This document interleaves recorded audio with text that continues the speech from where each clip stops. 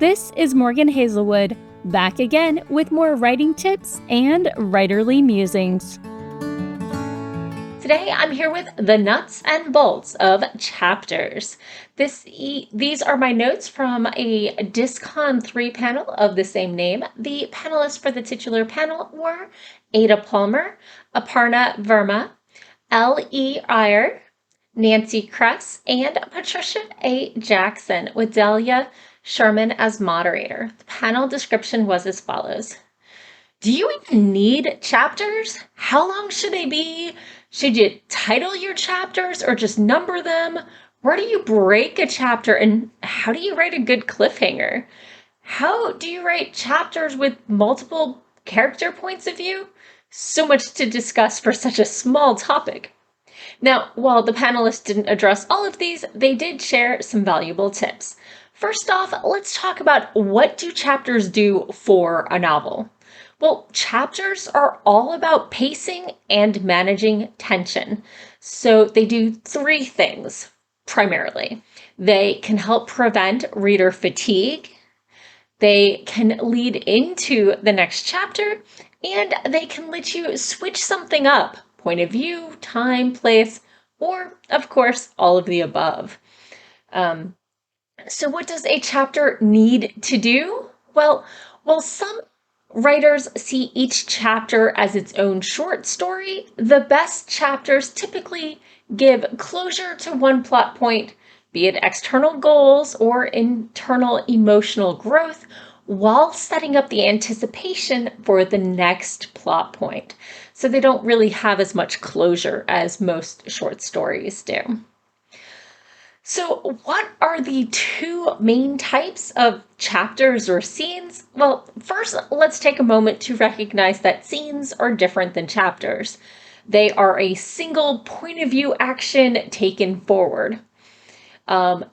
Each chapter can hold multiple scenes, or a scene can be split amongst between multiple chapters. So anyway, there are two main types of chapters or scenes. There are the dramatized ones, and these are your action scenes, your dialogue, basically things you would find in a script or a video format. And of course, there are the expository scenes. These are your characters' internal monologues, the lyrical descriptive setups, the history info dumps, and even flashbacks. Because they aren't moving the character forward, they're informing you of what came before. At least, they're not moving you forward externally. But these quiet moments are crucial. The order of these chapters or scenes matters, though. Nancy Kress gave us her Kress's swimming pool rules. You have to kick off from the side of the pool with dramatization scenes before you can earn the quiet ones. Conflict, then ruminate. There are, of course, exceptions to the rules, but they typically require a high level of skill with prose and work better in more literary science fiction than commercial. So, let's talk about managing tension. As mentioned earlier, managing tension is one of the key roles of chapter breaks. As a story goes on, tension typically ramps up. But if tension is always ramping up, soon it becomes invisible, like the supposed frog in the pot. Breaks in tension make its heightening that much stronger. Shorter chapters are punchier and can ramp up the pacing, but overuse can take away that effect.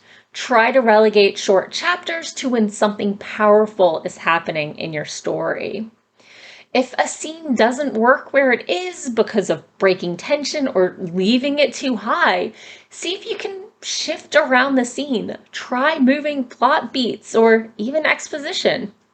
Patty Jackson quoted Nancy Springer, "To solve the muddle in the middle issue, look for new beginnings and focus on those." When you're writing a story, there's always something new you're introducing. And so that can be what drives your story, especially in the middle. That can sometimes drag on. So how can you just learn this stuff? Where did these writers, panelists get these tips from? Well, some of them get them, from structure, from using beat sheets, seeing if a 3 or a 4 or maybe a 5-act structure works better for your story. Some pantsers, people who don't plan and write by the seat of their pants, find writing chronologically can help, even if it's not their natural instinct. You can break a book you've read down chapter by chapter and see what happens in what chapter at the high level, not in such a way you're stealing the plot, i.e., in chapter 1, the main character is introduced, given a hobby to humanize them. The initial conflict is hinted at, and you see a love interest, maybe like off in the distance or in passing. Another way you can study is by reading a book you know reasonably well, chapter by chapter, in reverse order to see how they set up the things to come in the chapter you just read. All in all, some very handy tips and tricks that I will be thinking about for a long time. Are there any tips the panelists missed? And that's all for today. Thanks for listening.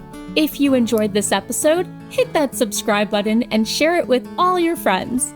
It goes a long way towards helping people find me.